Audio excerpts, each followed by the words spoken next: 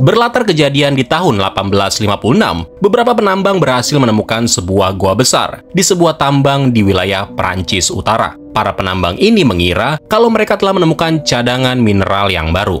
Namun gak berapa lama kemudian, mereka mulai sadar bahwa sepertinya ada sesuatu yang sangat aneh di gua ini. Para penambang kemudian memanggil sosok spiritual demi memastikan kalau gua tersebut aman bagi mereka. Dari sana, dukun itu lalu masuk ke dalam, di mana di sini dia langsung dikagetkan dengan penampakan suara aneh dan juga sekelebatan cakar berwarna hitam.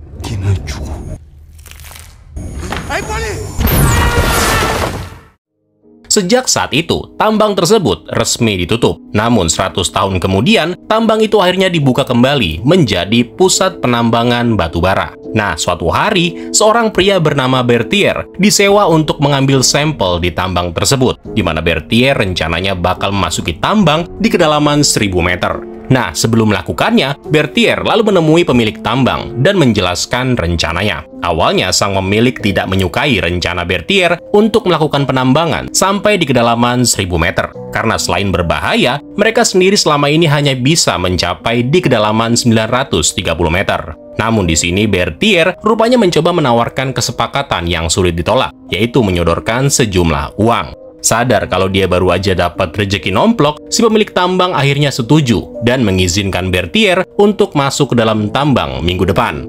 Nah, setelah seminggu berlalu, Berthier akhirnya datang lagi. Tapi sebelum itu, si pemilik tambang rencananya akan mengirim beberapa penambang untuk menemani Berthier demi keselamatannya. Dan tentu aja akan membayar mereka dengan biaya tambahan. Para penambang ini dipimpin oleh seseorang yang bernama Roland, beserta beberapa anak buahnya yang diantaranya bernama Santini dan juga seorang anak baru yang bernama Amir.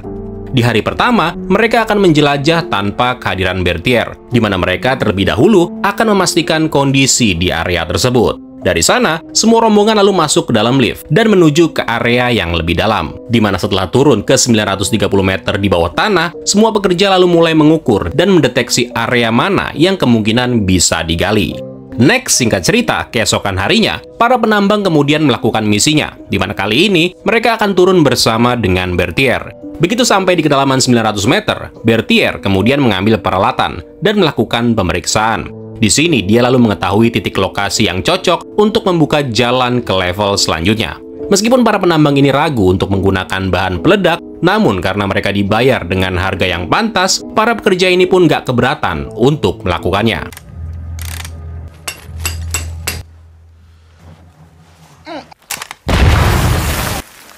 Setelah ledakan terjadi, terbukalah sebuah jurang besar yang sempat membuat para penambang ragu untuk turun ke bawah. Roland yang penasaran lalu bertanya tentang apa yang sebenarnya dicari oleh Berthier. Tapi sayangnya, Berthier tidak mau menjelaskan apa-apa. Nah, karena nggak ada pilihan, Roland dan anak buahnya akhirnya memutuskan untuk masuk ke dalam. Begitu berada di bawah, nggak disangka, mereka menemukan ruang bawah tanah yang terlihat sangat luas.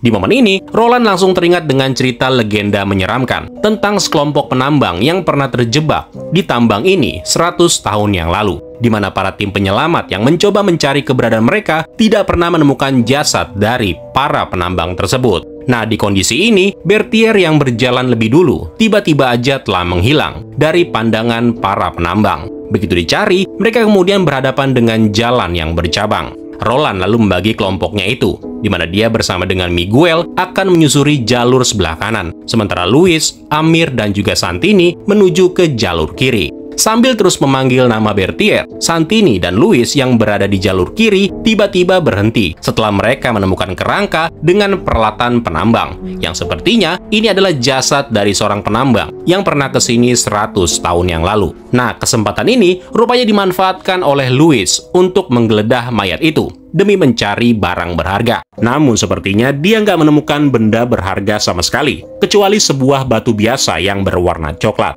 Kemudian, gak jauh dari kerangka itu, Amir menemukan dinding batu yang dipenuhi dengan tulisan atau kata-kata terakhir dari sang penambang sebelum dia tewas, yang mengatakan kalau ada sesuatu yang bersembunyi di tambang ini.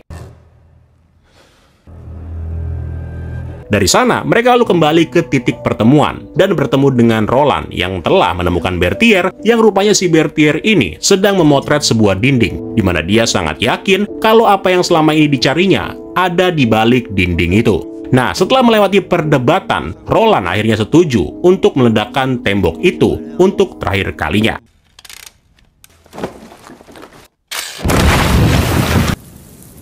Setelah berhasil, mereka kemudian menemukan sebuah goa yang baru dengan berbagai tulisan kuno di sekitar dinding goa.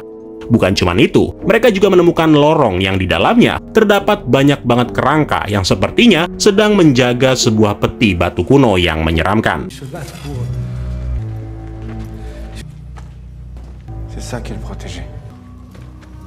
Menurut Bertier, sosok yang ada di dalam peti ini dulunya dianggap sebagai dewa oleh umat manusia. Karena itu Bertier yakin kalau ini merupakan salah satu penemuan terhebat dalam sejarah. Roland yang merasa tidak nyaman berada di sini kemudian meminta Bertier supaya cepat-cepat mendokumentasikan dan juga mengambil sampel yang dia butuhkan. Namun pada saat mereka sedang mempersiapkan jalan keluar, ada seekor kuda tambang yang ada di lokasi yang tiba-tiba memberontak dan melarikan diri, yang seakan-akan kuda tersebut bisa merasakan adanya bahaya. Dan benar aja, gak lama kemudian, area bawah tanah ini tiba-tiba bergetar dan membuat semua orang menjadi terjebak di dalamnya.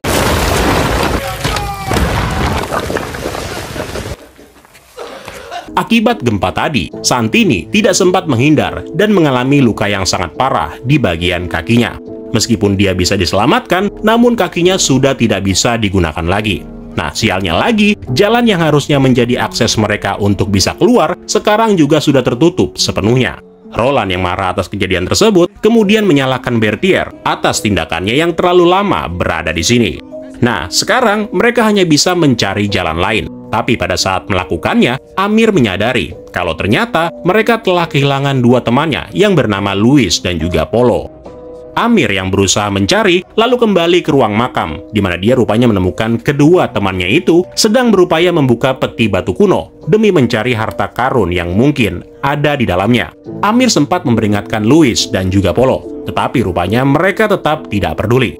Setelah mencoba beberapa kali, ternyata mereka sama sekali tidak bisa membuka peti itu. Namun di saat mereka sudah menyerah, Amir tanpa sengaja melihat sebuah lubang tepat di atas peti itu, yang mana lubang itu mengingatkannya akan batu yang mereka temukan sebelumnya.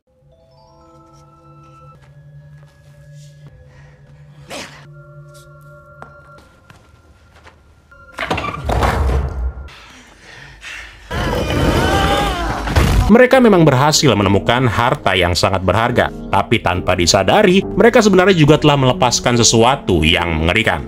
Mengetahui kalau ini merupakan perbuatan yang salah, Amir lalu berniat memberitahukan yang lainnya. Namun, Louis langsung mengancam supaya Amir jangan pernah membuka mulut. Amir akhirnya berhasil kabur dan berusaha menghampiri Roland. Sementara Louis dan juga Polo yang lagi asik membagi harta penemuan mereka, tiba-tiba dikejutkan oleh sosok mengerikan yang muncul dari dalam peti.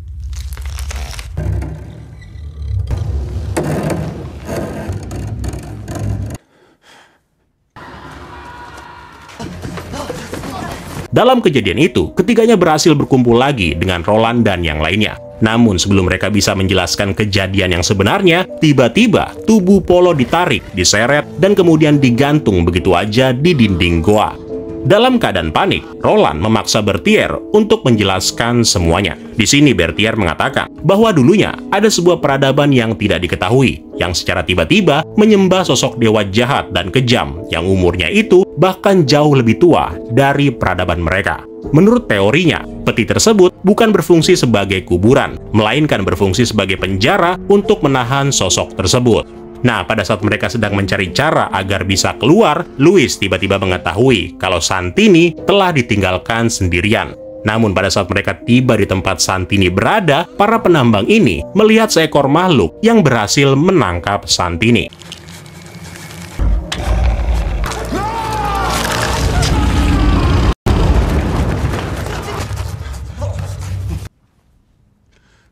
Setelah kejadian itu, semua orang lalu berkumpul untuk memilih apakah mereka harus membunuh makhluk itu atau mencari jalan keluar. Karena jika dilihat dari perbekalan mereka yang tersisa, mereka hanya mempunyai 2 buah dinamit, dan itu tidak bisa digunakan untuk kedua hal tersebut. Di sini Berthier lalu menyarankan untuk kembali ke ruang makam, dengan harapan mereka bisa menemukan petunjuk bagaimana caranya supaya bisa keluar dari sini. Singkat cerita, pergilah mereka, dan begitu sampai, Berthier lalu mulai menerjemahkan berbagai tulisan yang ada di sekitar pilar.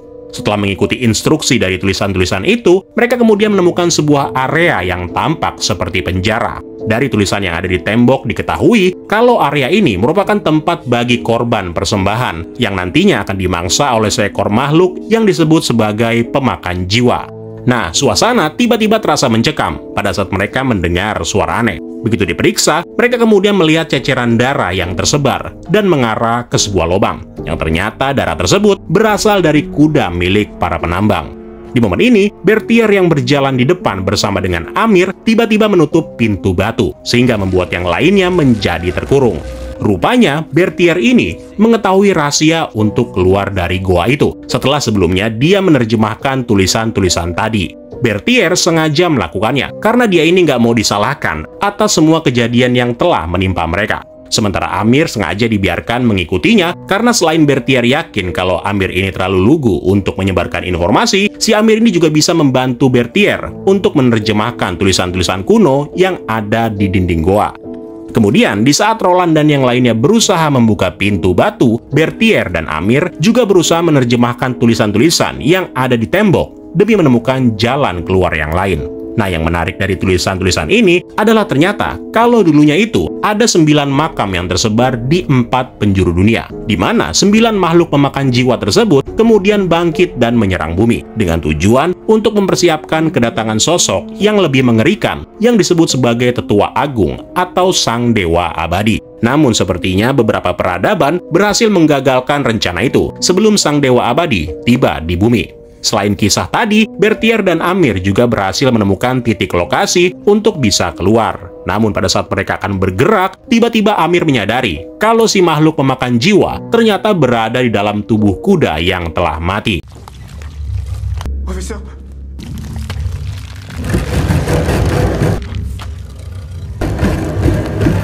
Berthier dengan sotoy kemudian mencoba mendekati dan berkomunikasi. Namun sayangnya, Berthier harus tewas ketika dia memeluk tubuh makhluk itu.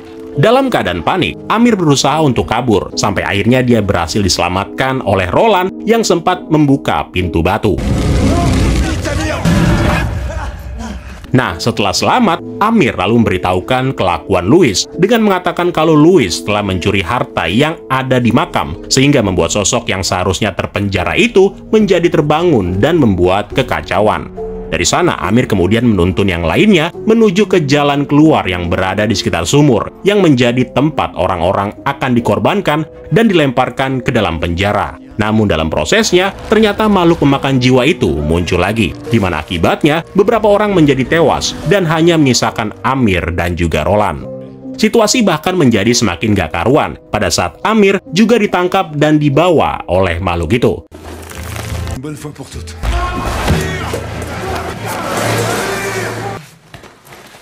Berbekal buku catatan milik Berthier yang ditinggalkan oleh Amir, Roland kini mulai mencari lokasi sumur, termasuk membawa beberapa bahan peledak demi berjaga-jaga. Sementara itu, Amir yang masih hidup ternyata terbangun dari pingsannya, di mana dia sekarang berada di dalam area goa yang lain. Ketika memeriksa area sekitar, Amir sempat menyaksikan pemandangan ketika dia melihat api unggun yang terbuat dari tulang manusia. Tapi nggak berapa lama kemudian, Amir dikejutkan dengan si makhluk pemakan jiwa yang muncul di belakang Amir. Makhluk itu terlihat duduk sambil memegang Louis yang hampir mati. Di sini, Amir lalu mencoba bertanya perihal apa yang sebenarnya diinginkan oleh makhluk itu. Tapi makhluk itu kemudian menjawab dengan bahasa yang tidak dimengerti oleh Amir.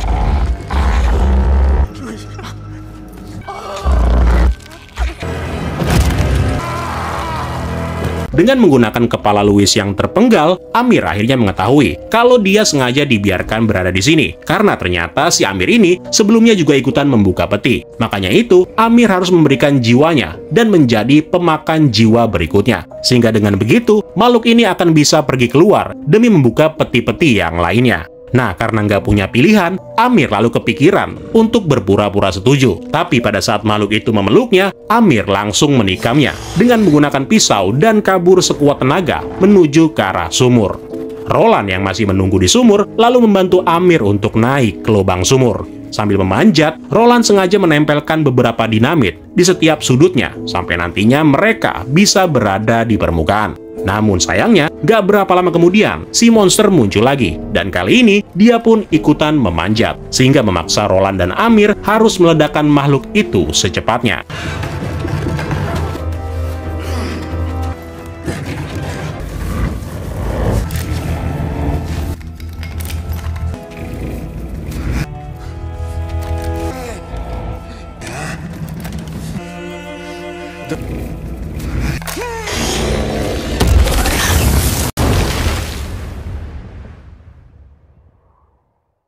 Cerita pun berakhir dengan sebuah ledakan besar yang tampaknya membuat mereka berdua terbunuh bersama dengan si makhluk pemakan jiwa.